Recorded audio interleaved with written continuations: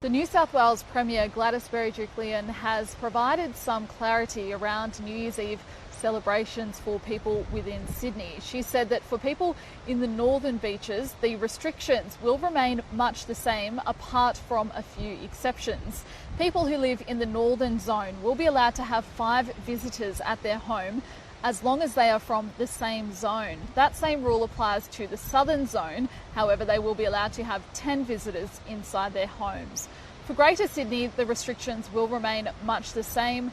10 visitors will be allowed inside people's homes, and gatherings outdoors have been reduced from 100 people to 50 people. But in the CBD, the Premier has said that people will not be allowed to gather along the foreshore as was previously planned. She said that people will need a permit if they are going to venture into the CBD, and they will only be allowed to stay in homes of up to 10 people or be at ticketed venues where the 4 square metre rule will apply. Here's what Gladys Berejiklian had to say.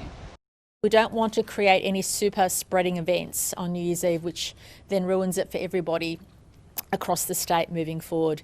Again, can I say to people, please reduce your mobility. Don't move around unless you absolutely have to. Don't travel around unless you absolutely have to. New South Wales Health is still concerned about a number of mystery cases, and that includes 3 that are linked to the Belrose Hotel.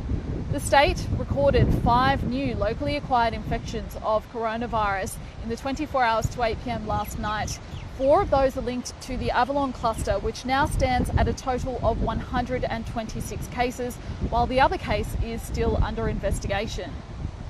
New South Wales Health has also shared the news that a man in his 70s died on the 21st of December. He was diagnosed with coronavirus back in March, but they say that a respiratory illness which related to coronavirus led to his death. Authorities are continuing to urge people to get tested. We saw 15,000 tests in the last reporting period, but that was down from a record number of tests last week. On one day, we saw up to 70,000 tests conducted.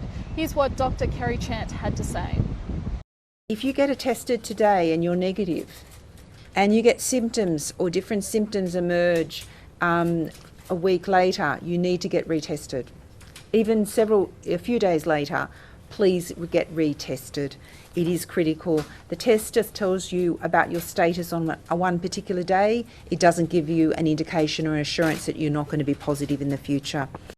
Here at Dee Why Beach, the weather has turned, but earlier on it was much nicer, and I spoke to a number of people about the restrictions and especially what New Year's Eve would look like for them. It's what it is, it's what it is. We need to get on top of it, that's the main thing. Yeah, we've got to beat it, haven't we? So I'm a bit disappointed that it means like the whole time that I've had off work I can't go anywhere, but I also completely understand why we're doing it. I mean, look, there's not much else you can really do, can you? So, but we'll make the most of it, I suppose. We'll make the most of it, yeah. As much as we can do. I think it's another line of demarcation.